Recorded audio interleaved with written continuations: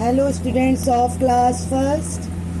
आज हम आपको हिंदी लैंग्वेज का चैप्टर 3 शब्द और वाक्य चैप्टर पढ़ाने जा रहे हैं। अभी तक आपने पढ़ा कि कैसे भाषा बनती है और कैसे अलग अलग राज्यों में लोग बोलियां बोलते हैं। उसके बाद वर्ण, हमारी अक्षरमाला में कैसे वर्ण बनते हैं और कैसे उन वर्णों का क्रम व्यवस्थित होता है। इसके आगे अब आपको पता होना चाहिए कि 2 या 2 से अधिक वर्ण मिलकर शब्द बनाते हैं। शब्दों का कुछ न कुछ अर्थ अवश्य होता है। अगर शब्दों का कोई अर्थ ना हो तो वो निरर्थक कहलाते हैं। यानी जो शब्द बेमाने होते हैं, जिनका कुछ अर्थ नहीं होता, उनका कोई मूल्य भी नहीं होता। इसीलिए हमें शब्द हमेशा कुछ न कुछ अर्थ ज़रूर बताने चाहिए। आज इस प्रकार से 2 या 2 से अधिक वर्णों का ऐसा समूह जिसका कोई अर्थ होता है शब्द कहलाता है। आपकी समझ में आ गया हो शब्द क्या होते हैं। जैसे मोबाइल। अब अगर हम इसका वर्ण विच्छेद करें तो माँ, ओ की मात्रा प्लस बा प्लस बड़ा आ प्लस छोटी ई प्लस ला, तब मिलकर बनेगा मोबाइल। इसी प्रकार से किसान। अब का में छोटी ई की मात्रा प्लस सा फिर प्लस बड़ा आ फिर प्लस ना, अगर इनको हम मिला दें तो बनेगा किसान।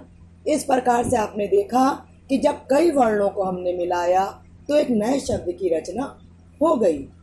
अब आइए आप लोग वाक्य पर। वाक्य क्या होते हैं?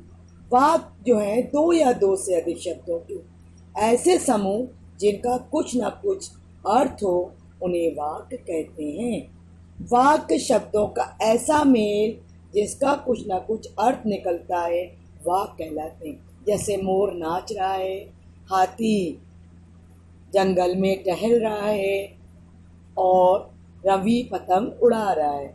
हम इसमें 2 शब्द भी ले सकते हैं और 2 से अधिक शब्द भी मिला सकते हैं। कम से कम वाक्य की रचना तभी होती है जब 2 शब्दों का मेल हो। अधिक से अधिक ज़्यादा शब्द भी हो सकते हैं। अब अगर हमारे एक शब्द होगा तो हम उसको वाक्य नहीं कह सकते, क्योंकि हमारा अर्थ स्पष्ट नहीं हो पाएगा। इसी प्रकार से हमें सही प्रकार से अर्थ स्पष्ट करने के लिए और या वाक्य बनाने के लिए हमें कुछ 2 या 2 से अधिक शब्दों का सहारा लेना पड़ता है। अब 2 लोग अगर बात करते हैं तो वो वाक्य में करते हैं। जैसे हम अगर अपने किसी मित्र से मिलते हैं तो हम पूछते हैं बात करने की, तो हम छोटे छोटे वाक्य की रचना करते हैं। या बच्चा जब बोलना शुरू करता है तो वो छोटे छोटे शब्द बोलता है। उसके बाद उसको बोली का भाषा का ज्ञान होता है तो वो छोटे छोटे वाक्य बोलने लगता है। जैसे हमने पूछा तुम कौन हो, तो जवाब देगा मैं एक लड़का हूँ या मैं एक विद्यार्थी हूँ, मेरा नाम रवि है। तो इस प्रकार से बात को स्पष्ट करने के लिए हम वाक्यों का सहारा लेते हैं। अगर हम वाक्य रचना नहीं करेंगे तो पूरी बात समझ में नहीं आएगी और इस प्रकार से हम दूसरों की मन की बात को जान पाएंगे और अपने मन की बात को सत्यापन करने के लिए हमें छोटे छोटे वाक्य की रचना करनी पड़ती है। अब आपकी समझ में आ गया हो शब्द कैसे ज़रूरी हैं और शब्द के बाद वाक्य का कितना महत्व होता है। अगर हम शब्द नहीं बनाएंगे, वाक्य की रचना नहीं करेंगे तो सही प्रकार से हम सेंटेंस नहीं बना पाएंगे और हमारी बात को कोई समझ नहीं सकेगा। इसीलिए हमें बात को स्पष्ट समझाने के लिए कुछ ना कुछ शब्दों और उसके बाद वाक्यों की रचना करनी पड़ती है।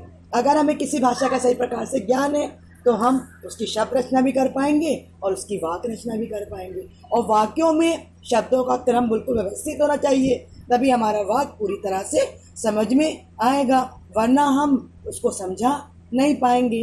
अक्सर ऐसा होता है कि छोटे बच्चे जो हैं पूरा वाक्य नहीं बोल पाते या पूरी बात नहीं समझा पाते हैं, तो हम उनकी बातों को अंदाज़ा अनुमान लगा के समझ लेते हैं। लेकिन अगर हमें पूरी तरह से बात को बताना है तो हमें वाक्य रचना करनी पड़ती है। धन्यवाद। अब आपकी समझ में ये आ गया होगा।